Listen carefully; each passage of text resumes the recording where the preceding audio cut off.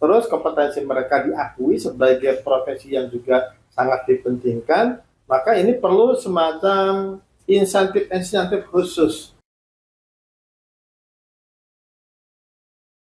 Orang juga tidak berpikir ada cita-cita itu. Dulu banyak orang berpikir bercita-cita jadi tentara ketika zaman Soeharto. Hari ini orang bercita-cita menjadi politikus, ya? Karena politik begitu populer. Atau masa sebelum COVID atau saat COVID orang berbicara soal UMKM dan sebagainya.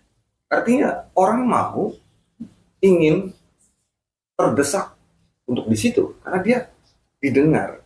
Saya sendiri pun saya tahu pustakawan, tetapi tak terlalu mendengar gaungnya. Mungkin karena ketidaktahuan orang tentang pustakawan. Apa sebetulnya yang harus mereka miliki, apa yang mereka kerjakan, dan apa sih pentingnya? Ya, jadi untuk pustakawan ini, setahu saya, karena saya juga berada di kota Cilegon sejak kecil, bahwa Hari Pustakawan yang ke-50 ini kelihatannya di kota Cilegon sendiri baru diperingati hari ini. Dulu tidak pernah. Kelihatannya dulu tidak pernah ada sebuah media, sebuah karangan bunga, atau sebuah ucapan untuk para pustakawan. Padahal sudah saya terangkan di awal tadi bahwa pustakawan itu sangat penting untuk mencerdaskan anak bangsa. Ini menunjukkan memang masih kurang perhatiannya dari seluruh stakeholder yang ada, bukan cuma di kota Cilegon, mungkin di Indonesia lah umumnya kira-kira. Tapi kalau kita ngelihat jumlah, misalkan di Dinas Pendidikan Kebudayaan Kota Cilegon ada 400 sekolah, di Kemenag kurang lebih ada 400 sekolah. Apabila kita telisik dan telusuri, itu rata-rata perpustakaan yang ada tuh tidak dikelola oleh seorang pustakawan yang kualifikasi S1-nya betul-betul linier yang kita harapkan. Nah, apabila fakta dan kenyataan ini terus dibiarkan, tidak mendapatkan perhatian, maka tentunya harapan kita untuk meningkatkan indeks pembangunan literasi masyarakat di kota Cilegon yang awalnya 9,45, sekarang sudah naik 2 kali lipat jadi 18,60, menunjukkan bahwa upayanya akan lebih cepat apabila para pustakawan ini satu sesuai kualifikasi, terus kompetensi mereka diakui sebagai profesi yang juga sangat dipentingkan, maka ini perlu semacam insentif-insentif khusus, apakah dari pemerintah daerah, apakah dari pemerhati misalkan, bahwa pustakawan juga memberikan tempat kepada putra-putri kita untuk bisa mengenyam pendidikan lebih tinggi, lebih baik, dan memahami sebuah pengetahuan yang memang berada di perpustakaan. Mendengar ini saya merasa berdosa sendiri ya, karena saya juga pembaca buku, orang yang diuntungkan atas kehadiran pustakawan, tetapi tidak pernah berpikir juga soal pustakawan ya. Saya merasa berdosa. Di sekolah-sekolah ada 400-an, di Dindik ada 400-an, di Depak berarti ada 800-an, dan yang sesuai kualifikasi tidak ada.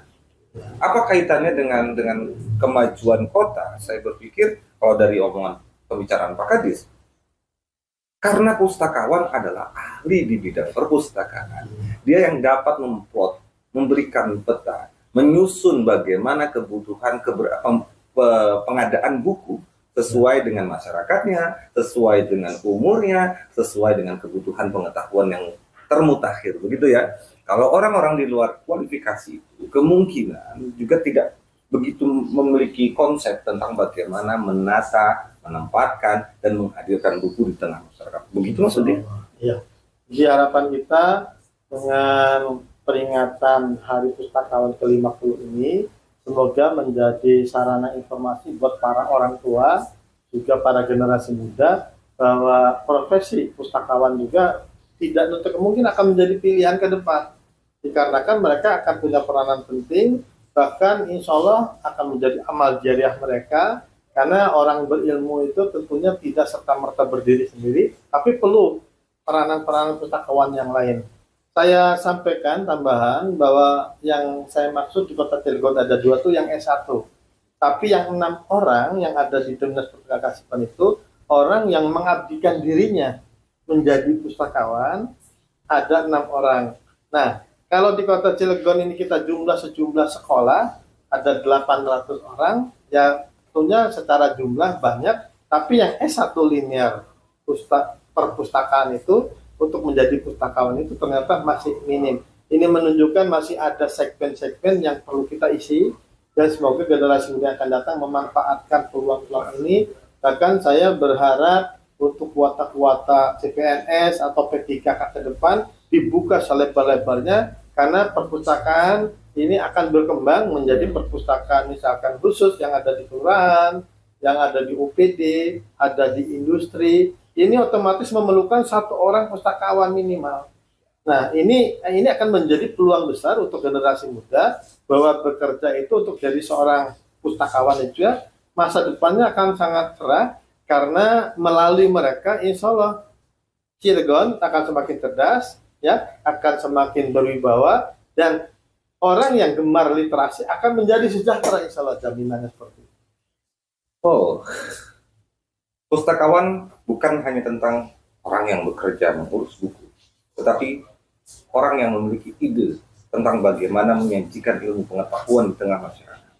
Maka wajar kalau kita berpikir penting keberadaan pustakawan hari ini, esok, dan hingga dunia kiamat. Pertemuan kita tidak bisa panjang. Pak Kadis, di hari pustakawan ke-50 nasional, apa harapan untuk pustakawan-pustakawan kita agar mereka selain dihargai oleh kita ya, apa yang Pak Kadis ingin dari mereka, lahir sebagai apa, pribadi yang seperti apa? Di hari perpustakawan ke-50 ini juga saya sampaikan bahwa kita punya agenda besar menurut agenda nasional itu, yaitu transformasi perpustakaan berbasis inklusi sosial. Artinya berbasis inklusi sosial itu endingnya adalah kesejahteraan masyarakat. Kalau kesejahteraan masyarakat berarti kemakmuran akan tercipta. Jadi perpustakaan ini memiliki peran dalam rangka untuk memberikan kesejahteraan secara lahir dan batin, karena dengan kesejahteraan yang lahir batin akan seimbang kehidupan mereka.